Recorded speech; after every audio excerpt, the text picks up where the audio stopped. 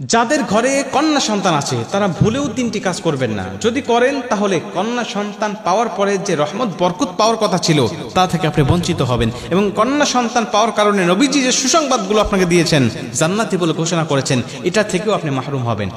কারণ কন্যা সন্তান আল্লাহ পাকের পক্ষ থেকে একটা শ্রেষ্ঠ নিয়ামত।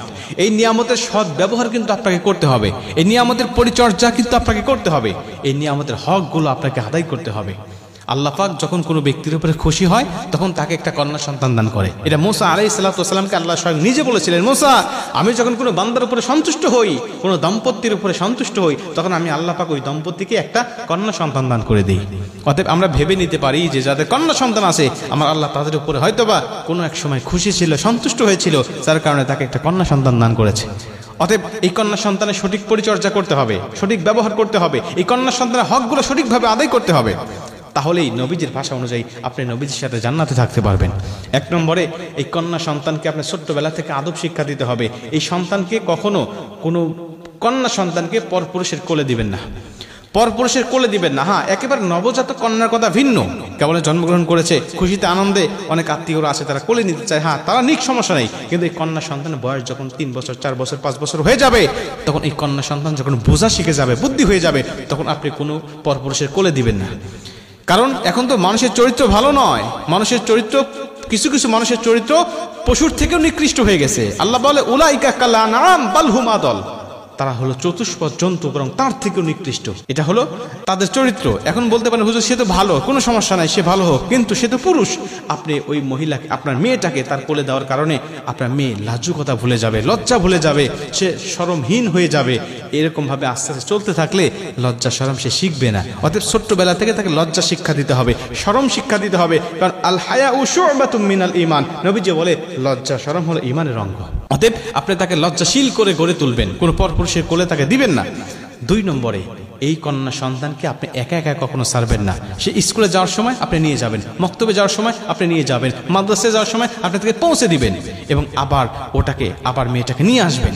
এটা হলো আপনার দায়িত্বের মধ্যে পড়ে। যতদিন সে আপনার ঘরে আছে, স্বামীর ঘরে যাওয়ার আগ পর্যন্ত যতদিন আপনার ঘরে আছে, ততদিন আপনার দায়িত্ব থাকবে তাকে দেখভাল করা, তাকে দেখাশোনা করা। কারণ এটা আল্লাহ পাকের পক্ষ থেকে একটি নিয়ামত হিসাবে আপনাকে দিয়েছে, এবং এই নিয়ামতটা কিন্তু এমনি এমনি আসে নাই। এটাকে বোঝা মনে করবেন না, এটা আল্লাহ পাকের পক্ষ থেকে আপনার সংসারের উপর অগণিত বরকত নিয়ে এসেছে, রহমত নিয়ে এসেছে এই কন্যা সন্তান।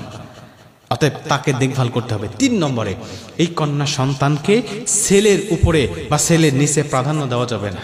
আমার সমাজে অনেক আছে, ছেলেকে খুব ভালোবাসে, ছেলে সন্তান জন্মগ্রহণ করলে পরে মিষ্টি দিয়ে পুরা এলাকা ভরপুর করে দেয়, সবার কাছে বলে বেড়ায়। কিন্তু মেয়ে হলে মন খারাপ, মনে করে যে মেয়ে মনে হয় আমার জন্য বোঝা হয়ে আসলো। কিন্তু না ভাই, এই মেয়ে আসছে আপনার জীবনের জন্য সুখময় হিসাবে, এই মেয়ে আপনার জীবনে আসছে আপনার জন্য কল্যাণকর হিসাবে, আপনার সংসারের জন্য বরকতময় হিসাবে।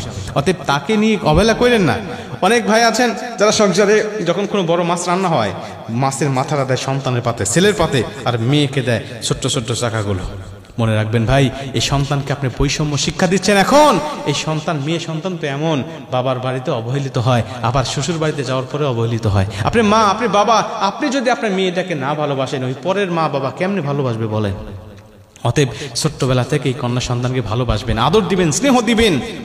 নবীজি সাল্লাল্লাহু আলাইহি সাল্লাম বলেন, মেয়ে সন্তানরা এমন নিয়ামত, জানো, আমার ফাতেমা রাদিয়াল্লাহু তাআলা আনহার সাথে আমি যখন বাহিরে কোনো যুদ্ধে যেতাম, কোনো জায়গায় যেতাম, সবার সাথে সাক্ষাৎ হওয়ার পরে আমি আমার ফাতেমার সাথে সাক্ষাৎ করতাম।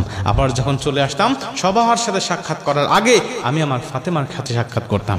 এবং কোথাও থেকে যখন কোনো হাদিয়া নিয়ে আসতাম, কোথাও থেকে যখন কোনো সদাই নিয়ে আসতাম, সবার হাতে দেওয়ার আগে আমি আমার ফাতেমার হাতে দিতাম।